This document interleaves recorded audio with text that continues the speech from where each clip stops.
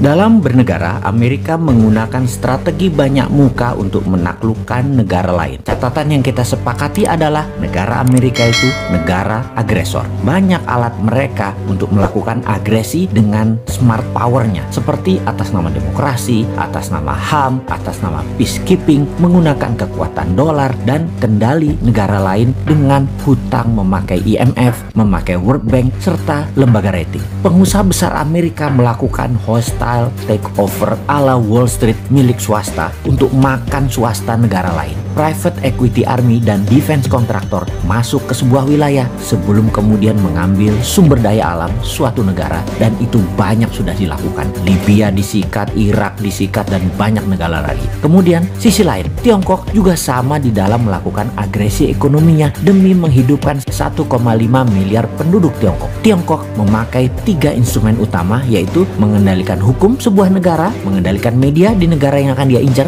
dan pejabat di suatu wilayah atau negara yang ditarget. Kemudian Tiongkok melakukan siraman ekonomi melalui BUMN Tiongkok, uang Tiongkok, SDM Tiongkok, dan teknologi Tiongkok. Indonesia kalau bersama Mardigu Nation New Mind akan juga merubah permainan. Kita tidak akan mau kena instrumen Tiongkok dan tidak akan pakai lagi instrumen Amerika. Jadi ketika mendapatkan mandat siapapun New Mind, maka saran terpentingnya akan diubah pertama-tama adalah posisi Bank Indonesia. Kemudian Kementerian Pertahanan. Kementerian tersebut bukan bertahan dengan menguatkan bedil persenjataan dan mesin perang fisik, namun membangun 5 garda penyerangan. Sungguh, apa yang saat ini manajemennya di Kementerian Pertahanan hanya 1/5 dibandingkan apa yang akan kita bangun dalam Kementerian Perang atau Minister of War atau Department of War ala New Mind. Di negara berdaulat dan negara besar, Kementerian Pertahanan manajemennya dan actionnya sudah berubah sejak 20 tahun yang lalu. Indonesia sudah memiliki banyak panglima, menteri pertahanan, namun sayangnya semuanya old mind, kunonya kebablasan. Sekali lagi, ke depan bukan lagi Department of Defense, itu hanya satu di antara 5 pilar Kementerian Perang Republik Indonesia versi New Mind. Dalam Kementerian Perang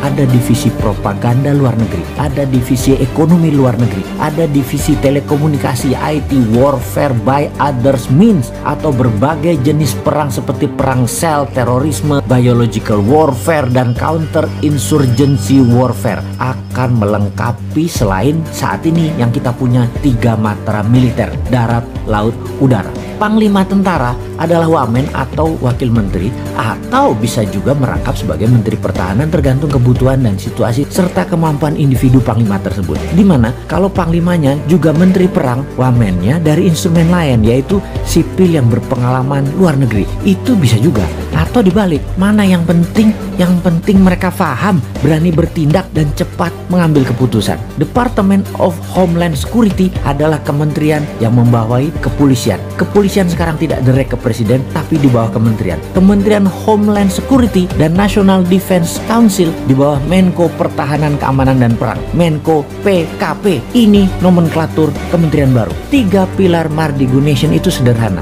Itu diwakili 1 Menko Ekonomi dan SDM, 2 Menko PKP, Hukum dan Politik, dan 3 Menko Kesra dan HAM. Di dalam membangun kekuatan serang, maka pasukan elit Densus Gultor menjadi 1. Densus di dalam, Gultor serang keluar, dan ofensif ke negara lain. Ini di bawah National Security dan Defense Council. Jadi kalau ada kementerian ditambah, pasti ada kementerian yang dikurangi atau ditutup. Maka Kementerian Tenaga Kerja akan jadi Dirjen Tenaga Kerja di bawah Kementerian Pendidikan. Juga Kementerian Pemuda dan Olahraga masuk ke Kementerian Pendidikan. Kementerian Sosial akan hilang, langsung dikasih ke Pemda, dinas sosial di pemerintahan daerah masing-masing. Kementerian Peranan Wanita ditiadakan, masuk di bawah Menko Kesra aktivitasnya. Penggabungan beberapa kementerian juga dilakukan karena keterkaitan lebih mudah koordinasinya di bawah satu payung kementerian. Kementerian daerah tertinggal jadi dirjen di PUPR. Intinya kementerian saat ini akan berkurang 40% jumlahnya. Pastinya